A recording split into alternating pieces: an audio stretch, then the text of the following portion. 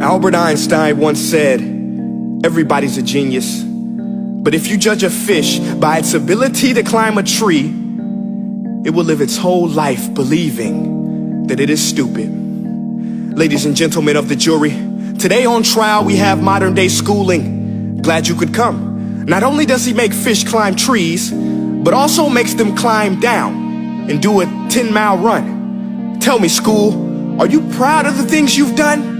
Turning millions of people into robots, do you find that fun? Do you realize how many kids relate to that fish swimming upstream in class, never finding their gifts, thinking they are stupid, believing they are useless? Well, the time has come, no more excuses. I call school to the stand and accuse him of killing creativity, individuality, and being intellectually abusive.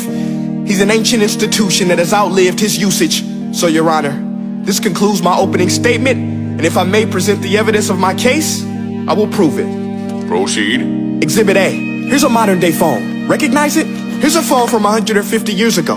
Big difference, right? Stay with me. Here's a car from today, and here's a car from 150 years ago.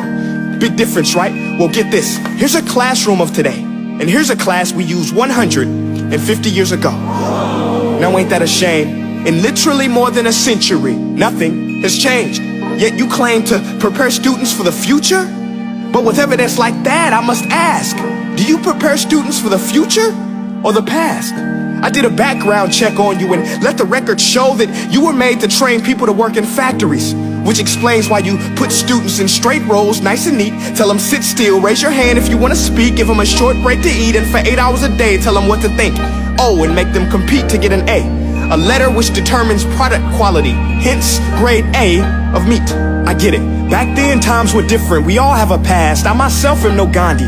But today, we don't need to make robot zombies. The world has progressed. And now we need people who think creatively, innovatively, critically, independently, with the ability to connect. See, every scientist will tell you that no two brains are the same. And every parent with 2 or more children will confirm that claim. So please explain why you treat students like cookie cutter frames or snapback hats, giving them this one-size-fits-all crap. Watch your language. Sorry, Your Honor, but if a doctor prescribed the exact same medicine to all of his patients, the results will be tragic. So many people would get sick, yet when it comes to school, this is exactly what happens. This educational malpractice, where one teacher stands in front of 20 kids, each one having different strengths, different needs, different gifts, different dreams, and you teach the same thing the same way? That's horrific. Ladies and gentlemen, the defendant should not be acquitted. This may be one of the worst criminal offenses ever to be committed. And let's mention the way you treat your employees. Objection. Overruled. I want to hear this. It's a shame. I mean, teachers have the most important job on the planet, yet they're underpaid? No wonder so many students are short-changed. Let's be honest, teachers should earn just as much as doctors, because a doctor can do heart surgery and save the life of a kid, but a great teacher can reach the heart of that kid and allow him to truly live. See, teachers are heroes that often get blamed, but they're not the problem. They work in a system without many options or rights. Curriculums are created by policymakers, most of which have never taught a day in their life. Just obsessed with standardized tests. They think bubbling in a multiple choice question will determine success. That's outlandish. In fact, these tests are too cruel to be used and should be abandoned, but don't take my word for it. Take Frederick J. Kelly, the man who invented standardized testing, who said, and I quote, "These tests are too cruel to be used and should be abandoned." Ladies and gentlemen of the jury, if we continue down this road, the results will be lethal. I don't have much faith in school, but I do have faith in people.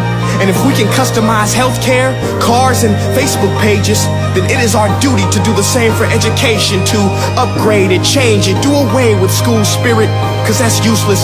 Unless we're working to bring the spirit out of each and every student, that should be our task. No more Common Core. Instead, let's reach the core of every heart in every class. Sure, math is important, but no more than art or dance. Let's give every gift an equal chance. I know this sounds like a dream, but countries like Finland are doing impressive things.